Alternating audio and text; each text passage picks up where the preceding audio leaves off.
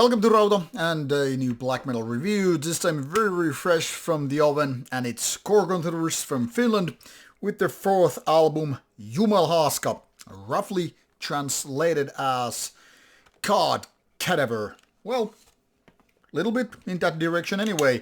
So are we talking about not Corpus Christi, but the cadaver of God himself, itself? Can a god, a fictional creature, actually be a character of human gender? That's the question, obviously. We're two simple creatures. I mean, not we as, I'm not a believer, but those who believe tend to put God or gods often in human genders. That is a question here. Not really, because, of course, when we're talking about Finnish black metal such as this, we are hardly believing in Christian faiths, rather the contrary, and here we're challenging it once again with this particular band, particular release. Now, those of you who don't know what Korgonthurus is are probably in for a treat when you finally start listening to the band. This one was already founded around 2000, but the band was quickly disbanded before entering the album phase, only to be reformed a little bit later. Then demos, EPs, what have you, came out, and roughly 2009 came out the first album, which was reissued later on by the very same Woodcut, who has released all these later albums so far, including this beautiful album as well. Now the band later on disbanded once again, and this time it took a little bit more than just a quick break to come back. Now, never take this information on Metal Archives as 100% guaranteed. There might be mistakes, but most of them are luckily corrected, at least over time. But anyway, according to Metal Archives here, it says that originally the band was disbanded around 2002 for the first time, another time 2017 when it took like 5 years break. And of course, when you take a look at this members list, you will see that there are quite a few previous members of the band. So roughly half of the band is nowadays the two original members, Krith, drums and guitars, and then Corvus, guitars and vocals. Many people will remember Corvus as the second vocalist of Horna, and some even consider him the best vocalist of Horna all time. But that's a different story. We're not talking about that one. We're talking about Korgonthurus, which is mostly focused on Corvus, because he has been the voice and partially the man of the band, even though you really can't put Krith besides. Now, of course, the band has had for quite some time a couple of more members, including guitarist and bass player. And with this lineup, these four guys, all good guys by the way, they have done this fourth album, which is so much better than the XX EP a couple of years ago. Now, I was told that a lot of people misunderstood what XX was all about. I was probably one of them, according to the band anyway, or whoever represented, because I felt like it was way less good of a release than the previous ones. That is, all the full albums, for instance. I don't claim that I have heard all the splits and EPs or what have you. But anyway, XX was like a big misstep in my opinion. It wasn't bad, but kind of a decent only release, whereas all the full albums are more or less good ones. I would still make this bold statement and say Jumalhaaska is probably the best album so far by Korgonthurus. Why so? Because it's a tricky one. Now this needs a little bit of explaining. Now, back in the days when the band had only like one album out, and there were only like two songs, both roughly 20 minutes, a little bit less than that on average.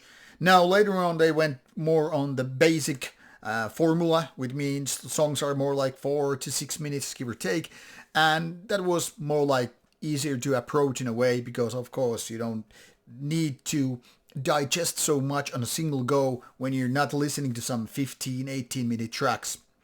Now the third album followed with the same pattern, the very typical one, and this time it seems like the circle is complete, because now with this fourth album the band is back to very lengthy songs. I mean, there are only 4 tracks, even with the album is more like 56 minutes, almost long. And that means these are all quite hard to digest in the sense that the shortest track is almost 12 minutes and at longest it's almost 17. Which puts us to the question why this is so good if it's so goddamn hard to digest.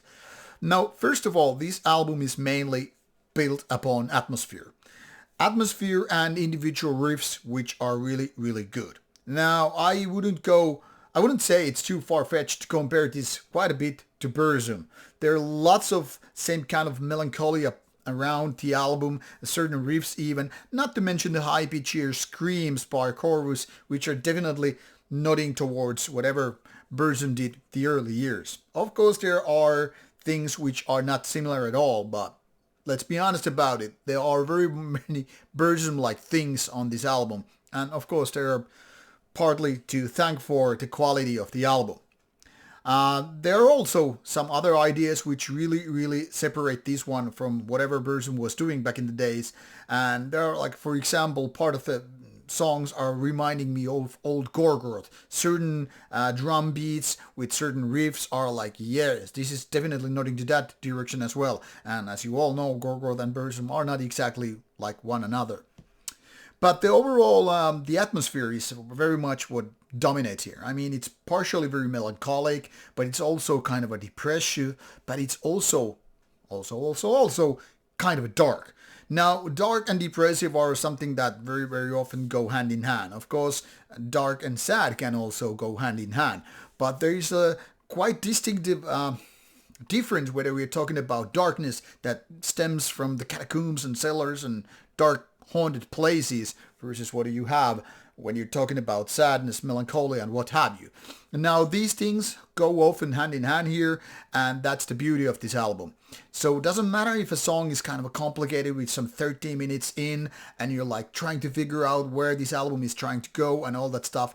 When you actually get to enjoy these individual riffs, the passages that the album seems to be in a constant flow of motion, and it's just delivering you beautiful, if dark, moments after one another. Certain parts are more melodic, and then there are these more aggressive parts, so it's almost like in a constant shift, but making it happen in a way that it's hard to be like offended or annoyed by it.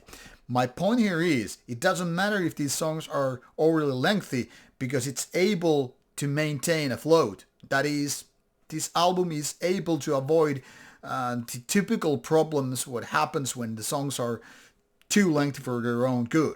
Now, of course, it helps that the production is rather solid. It isn't exactly overproduced, super clean and all that stuff, but like one of the annoyances what is often happening with some of the, say, raw end of productions is that sometimes certain elements, be it like an overly loud snare sound or just too weak guitar sound, that is not happening here. So this is at the same time somewhat crude and also very nicely balanced, which makes this album very enjoyable to listen to.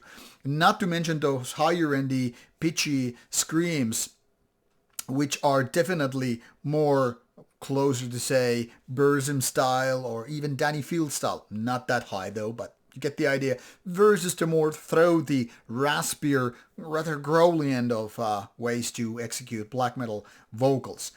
Definitely not everybody's cup of tea, but I would say definitely also on the better half of things. So whether you like high-pitchy scream or not, at least in my opinion, these are really good. So overall, I would say Jumalhaaska is a challenging album, but it's a really good album. It's very nicely balanced, and it's just pleasing to listen to it.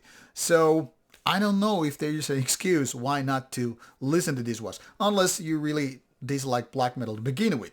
So give it a go. This album is out in various formats: LP, CD, tape, on November 24th, 2023. So check it out, and of course it's a digital one on Bandcamp and who knows what. So go check out your the tracks, the full album and everything once it's out. And if you don't want to wait, make sure you pre-order this so you will get it as soon as possible at your home door or wherever.